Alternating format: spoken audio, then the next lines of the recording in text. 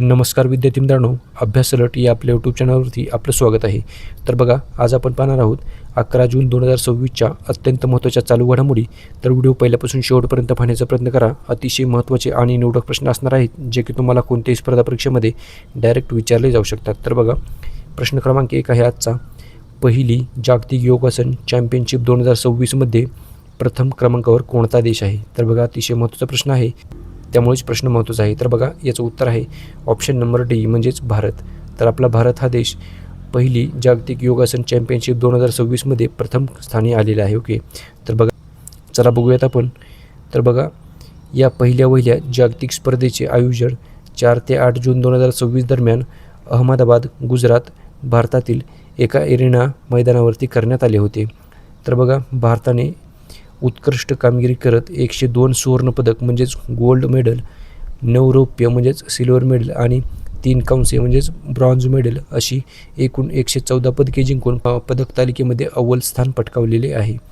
तर बघा, सहभागी देश आहेत या स्पर्धेमध्ये जगभरामधील 79 देशातील 522 ॲथलीट्स यांनी भाग घेतला होता. चला बघूयात आपण पदक तालिका. तर बघा, प्रथम स्थानी आहे भारत हा देश, दुसरे आहे जपान देश, जपानने एकूण 11 पदके जिंकली आहेत. तिसरे आहे अर्जेंटिना हा देश आणि अर्जेंटिनाने 5 पदके जिंकली आहेत. तर लक्षात ठेवा, भारत हा देश 114 पदकांसह प्रथम स्थानी आहे. चला पुढचा प्रश्न बघूयात आपण. प्रश्न क्रमांक 2 आहे बघा. रिझर्व्ह बँक ऑफ इंडियाचे म्हणजेच RBIचे उपगव्हर्नर म्हणून कोणाची मुदत 2 वर्षासाठी वाढवली आहे? तर बघा, त्यांचं नाव आहे स्वामीनाथन जानकीरामन. तर यांची नुकतीच मुदत 2 वर्षासाठी वाढवलेली आहे.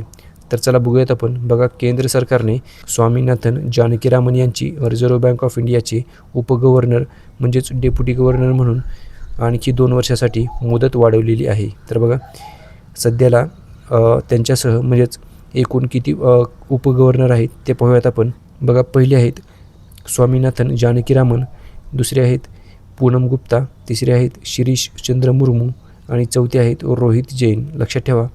आणि RBIचे मुख्य गव्हर्नर आहेत बघा संजय मल्होत्रा. लक्षात ठेवा. चला बघूयात आपण विद्यार्थी मित्रांनो पुढचा प्रश्न. प्रश्न क्रमांक 3 आहे बघा. भारताच्या पहिल्या अंमली पदार्थ विरोधी कृती दलाच्या पोलीस ठाण्याला कोणत्या ठिकाणी मंजुरी देण्यात आली आहे? तर बघा, दिल्ली या ठिकाणी, दिल्ली या केंद्रशासित प्रदेशामध्ये भारताच्या पहिल्या अंमली पदार्थ विरोधी कृती दलाच्या पोलीस ठाण्याला मंजुरी देण्यात आलेली आहे. तर बघा, या विशेष अंमली पदार्थ विरोधी कृती दल म्हणजेच anti narcotics task force police ठाण्याला दिल्ली या ठिकाणी मंजुरी देण्यात आली आहे. तसेच बघा, याचे उद्दिष्ट काय आहे? तर बघा, अंमली पदार्थांची तस्करी आणि गैरवापराविरुद्धची कारवाई अधिक प्रभावी करणे आणि 2027पर्यंत अंमली पदार्थमुक्त दिल्ली हे लक्ष्य साध्य करणे हे याचे मुख्य उद्दिष्ट आहे. तसेच बघा, दिल्लीचे उपराज्यपाल TS संधू यांनी मे 2026मध्ये या विशेष पोलीस ठाण्याच्या स्थापनेला मंजुरी दिलेली आहे. प्रश्न क्रमांक 4 आहे बघा.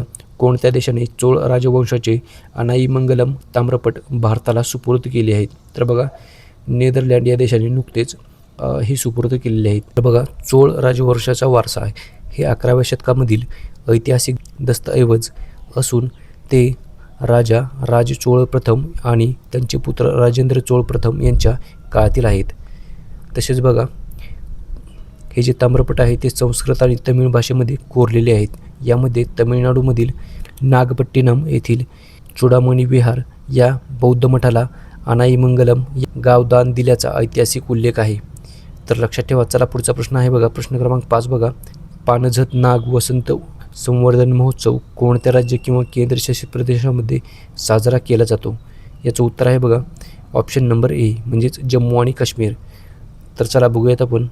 पानझत नाग वसंत संवर्धन महोत्सव, ज्याला मूळ इंग्रजीमध्ये पानझत नाग फेस्टिवल असेही म्हणतात, हा जम्मू काश्मीर या केंद्रशासित प्रदेशामध्ये साजरा केला जातो.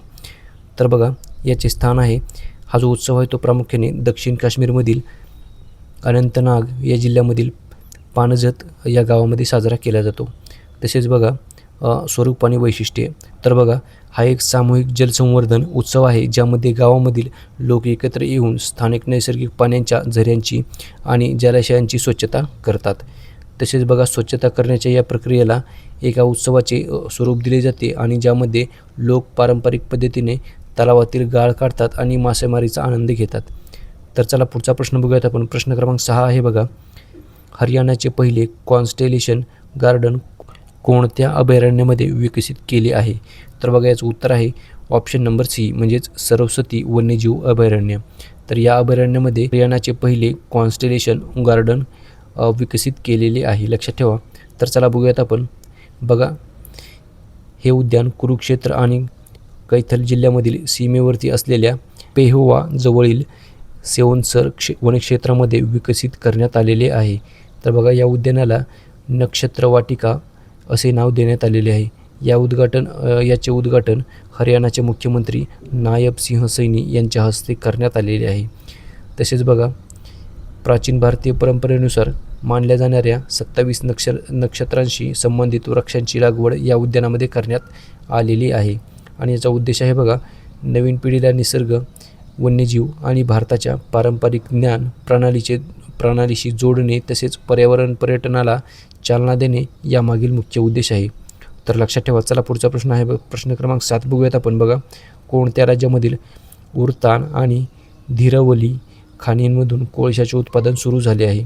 तर बघा मध्य प्रदेश असे याचं उत्तर आहे. तर मध्य प्रदेश या राज्यामधील उरतान आणि धीरवली खाणींमधून कोळशाचे उत्पादन नुकतेच सुरू झालेले आहे. तर बघा मध्य प्रदेशची राजधानी आहे भोपाळ.